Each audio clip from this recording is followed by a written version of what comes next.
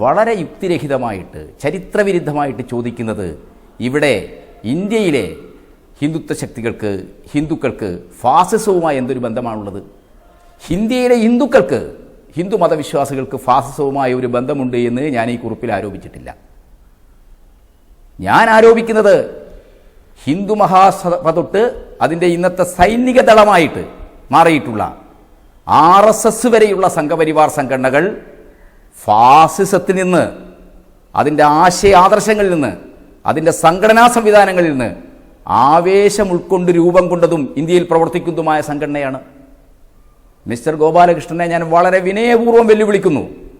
സംഘപരിവാറിൻ്റെ ഫാസിസ്റ്റ് ബാന്ധവം, ഹിറ്റ്ലറും മുസോളിനിയുമായിട്ടുള്ള ബന്ധം സ്ഥാപിക്കുന്ന നിങ്ങളുടെ തന്നെ, തെളിയിക്കുന്ന നിങ്ങളുടെ തന്നെ ആധികാരികമായ എത്രയോ ഗ്രന്ഥങ്ങളും ലഘുലേഖകളും അഭിമുഖങ്ങളും കത്തുകളുമൊക്കെ എത്രയോ സുലഭമാണ്. ഇറ്റലിയിലും ജർമ്മനിയിലും ഫാസിസവും നാസിസവും ഒക്കെ വളർന്ന ഒരു ചരിത്ര സാഹചര്യത്തിൽ തന്നെയാണ് ഇന്ത്യയിൽ ഹിന്ദുമതരാഷ്ട്രത്തെ ലക്ഷ്യം വെച്ചുകൊണ്ട് കൊളോണിയൽ ഭരണത്തിൻ്റെ പ്രത്യേകിച്ച് ബ്രിട്ടീഷ് പൊളിറ്റിക്കൽ ഇൻ്റലിജൻസ് ഡിപ്പാർട്ട്മെൻറ്റിൻ്റെ പരിരക്ഷയിൽ, അവരുടെ പരിലാളനയിൽ സംഘപരിവാറിൻ്റെ ആദ്യ ഘടകങ്ങളായിട്ടുള്ള ഹിന്ദു മഹാസഭയും RSSും ഒക്കെ രൂപം കൊള്ളുന്നത്. ഡോക്ടർ മുഞ്ചയ്, ഹെഡ്ഗേവാറിൻ്റെ ഏറ്റവും അടുത്ത ആൾ, RSS രൂപീകരിക്കുന്നതിൽ ദൈക്ഷണികമായ വലിയ പങ്ക് വഹിച്ച ആൾ, അദ്ദേഹം ഇറ്റലിയിൽ ഫാസത്തിൻ്റെ പടപ്പുറപ്പാട് ആരംഭിച്ച മിസ്റ്റർ മുസോളിനിയെ നേരിട്ട് ഇറ്റലിയിൽ ചെന്ന് കാണുന്നുണ്ട്. BS മുഞ്ചെ മുസോളിനിയിൽ നിന്ന്, ഇറ്റലിയിലെ ഫാസിസ്റ്റുകളിൽ നിന്ന് സംഘടനാകാര്യങ്ങളും അവരുടെ ആശയാദർശങ്ങളും പഠിച്ചു വന്നിട്ടാണ് ഇവിടെ RSSന് ആവശ്യമായിട്ടുള്ള സംഘടനാ സംവിധാനവും അവരുടെ പ്രത്യയശാസ്ത്രവും രൂപപ്പെടുത്തുന്നതിൽ ഹെഡ്ഗേവാറെ സഹായിക്കുന്നത്. RSSൻ്റെ ജന്മം തന്നെ സാർവദേശീയ തലത്തിൽ 30കൾ ഉയർന്നു വന്ന ഫാസിസത്തിൻ്റെ ചുവട് പിടിച്ചാണ്. ഒന്നാം ലോക മഹായുദ്ധത്തിന് ശേഷം മുതലാളിത്തം നേരിട്ട, പ്രത്യേകിച്ച് വികസിത മുതലാളിത്ത രാജ്യങ്ങൾ, യൂറോപ്യൻ രാജ്യങ്ങൾ നേരിട്ട കടുത്ത പ്രതിസന്ധിയുടെ പ്രതിലോമകരമായ ഒരു പ്രതിഫലനം എന്ന നിലക്കാണ് ഇറ്റലിയിൽ മുസോളിനിയുടെ നേതൃത്വത്തിലുള്ള ഫാസിസവും ജർമ്മനിയിൽ ഹിറ്റ്ലറുടെ നേതൃത്വത്തിലുള്ള നാസിസവും വളർന്നു വന്നത്. ആ നാസിസത്തിൽ നിന്നും ഫാസിസത്തിൽ നിന്നുമാണ് RSS ആവേശം കൊള്ളുന്നത്. ഗോപാലകൃഷ്ണൻ വളരെ ലളിതമായി ഹിറ്റ്ലറുമായിട്ട് എന്ത് ബന്ധം, ഹിറ്റ്ലറെ എന്തിനാണ് ഇന്ത്യയിലേക്ക് കൊണ്ടുവരുന്നതെന്ന് ചോദിക്കുമ്പോൾ നമ്മൾ അറിയേണ്ടത് അദ്ദേഹത്തിൻ്റെ അജ്ഞതയല്ല, അത് കൗശലമാണ്. ആ കൗശലം എന്തിനു വേണ്ടിയുള്ളതാണ്? ചരിത്രത്തെ സംബന്ധിച്ച RSSൻ്റെ സാർവദേശീയ ഫാസിസ്റ്റ് ശക്തികളുമായിട്ടുള്ള ബന്ധത്തെ സംബന്ധിച്ച് ഇന്നത്തെ പുതിയ തലമുറയിൽ അജ്ഞത സൃഷ്ടിക്കാനാണ് അദ്ദേഹം ശ്രമിക്കുന്നത്. അതൊരു ഫാസിസ്റ്റ് തന്ത്രമാണ്. അത് ലോകത്തെല്ലായിടത്തും ഫാസിസ്റ്റുകൾ എന്താണ്, തങ്ങളുടെ തനിനിറം എന്താണെന്ന് ജനങ്ങളെ അറിയിക്കാതിരിക്കാൻ വേണ്ടി അതിനെ സംബന്ധിച്ച് എപ്പോഴും അവരെന്താണ്, ജനങ്ങൾക്കിടയിൽ അജ്ഞത സൃഷ്ടിക്കും.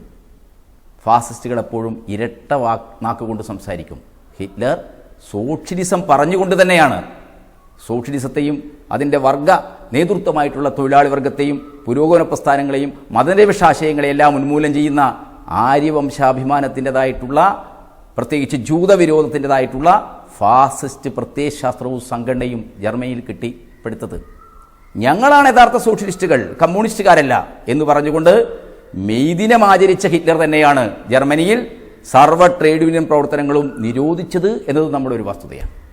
അതിൻ്റെ വിശദാംശങ്ങളിലേക്ക് ഞാൻ പോകുന്നില്ല. മുസോളിനിയും ഹിറ്റ്ലറുമായിട്ട് RSSനുള്ള ബന്ധം, അതിൻ്റെ പ്രത്യയശാസ്ത്ര ഗ്രന്ഥങ്ങളായി വിവക്ഷിക്കപ്പെടുന്ന മിസ്റ്റർ ഗോൾവാൾക്കറുടെ വിചാരധാര, അതിനു മുമ്പ് എഴുതപ്പെട്ട വി ഓർ അവർ നാഷണൽഹുഡ്, നമ്മൾ അഥവാ നമ്മുടെ ദേശീയ നിർവചിക്കപ്പെടുന്നു. ഈ രണ്ട് ഗ്രന്ഥങ്ങളും വേണ്ടത്ര തെളിവുകൾ നൽകുന്നുണ്ട്. ഹിറ്റ്ലറിൽ നിന്നാണ്, ഫാസിസത്തിൽ നിന്നാണ് ഇന്ത്യൻ ഫാസിസത്തിൻ്റെ കാലാൽപ്പടയായിട്ടുള്ള സംഘപരിവാർ RSS പ്രചോദനം ഉൾക്കൊള്ളുന്നത് എന്നതിന് ഹിറ്റ്ലർ ജർമ്മനിയിൽ ചെയ്തതുപോലെ സെമറ്റിക് മതങ്ങളോട് അതിൻ്റെ ഉന്മൂലപരമായ ലക്ഷ്യത്തോടു കൂടി പ്രവർത്തിക്കണം എന്ന് വിചാരധാര ഒരു മടിയുമില്ലാതെ മറയുമില്ലാതെ ആഹ്വാനം ചെയ്യുന്നുണ്ട് എന്ന കാര്യം ഗോപാലകൃഷ്ണനെ പോലെ ഒരാൾക്ക് അറിയാത്തതല്ല പ്രശ്നം. ഗോൾവാൾക്കറുടെയും സവർക്കറുടെയും ഒക്കെ കൃതികൾ അത് മുന്നോട്ട് വെക്കുന്ന ഫാസിസ്റ്റ് ബാന്ധവം ഇതിനെ ഇന്ന് കേരളത്തിലേതുപോലുള്ള ഒരു പുതിയ തലമുറക്ക് മുമ്പിൽ, പുതിയ സമൂഹത്തിന് മുമ്പിൽ മറച്ചു പിടിക്കാനുള്ള ഒരു കൗശലപൂർവമായ നിലപാടാണ് എനിക്ക് മറുപടി എന്നോളെ ഹിറ്റ്ലറെയും മുസോളിനെയും ഫാസിസത്തെയും ഒക്കെ ഇന്ത്യയിലേക്ക് കൊണ്ടുവരില്ലേ എന്ന് പറഞ്ഞുകൊണ്ട് അദ്ദേഹം ചെയ്യുന്നത്. അദ്ദേഹം പറയുന്നത് എൻ്റെ കണ്ണുകൾ ചെറുതായതുകൊണ്ടാണ് ഈ കാര്യങ്ങളെ കാണാൻ കഴിയാതെ പോകുന്നത് എന്നാണ്. ചെറിയ കണ്ണുകൾക്ക് വിദൂര ഭാവിയിൽ സംഭവിക്കാൻ പോകുന്ന കാര്യങ്ങളെ നോക്കിക്കാണാൻ കഴിയും. ദീർഘദൃഷ്ടിയും അടുത്തുള്ള കാര്യങ്ങളെ സൂക്ഷ്മമായി പരിശോധിക്കാനുള്ള നിശിതമായ വിമർശന ബുദ്ധിയുമാണ് ആളുകൾക്കുണ്ടാവേണ്ടത്. ആ നിശിതമായ വിമർശന ബുദ്ധിയെ, ഭിന്നാഭിപ്രായങ്ങളെ അസഹിഷ്ണുതയോടെ കാണുന്ന ഒരു പ്രത്യയശാസ്ത്രത്തിൻ്റെ, ഒരു ഫാസിസ്റ്റ് പ്രത്യയശാസ്ത്രത്തിൻ്റെ വക്താവ് എന്ന നിലക്ക് എതിരഭിപ്രായം പറയുന്നവരെ അവജ്ഞയോടും വ്യക്തിപരമായ അവരുടെ പേരൊക്കെ ഉദ്ധരിച്ച് കളിയാക്കുകയൊക്കെ ചെയ്യുന്ന, അവരുടെ മാതാപിതാക്കളെയൊക്കെ തന്നെ കുറ്റപ്പെടുത്തുന്ന, അതൊക്കെ വിളിച്ചു പറയുന്ന വളരെ മോശപ്പെട്ട ഒരു ജനാധിപത്യപരമായ സംവാദത്തിന് അനുയോജ്യമല്ലാത്ത ഒരു സമീപനമാണ് എനിക്ക് മറുപടി എന്നോണം ഗോപാലകൃഷ്ണൻ പറയുന്ന കാര്യങ്ങളിൽ ഉടനീളം തികട്ടി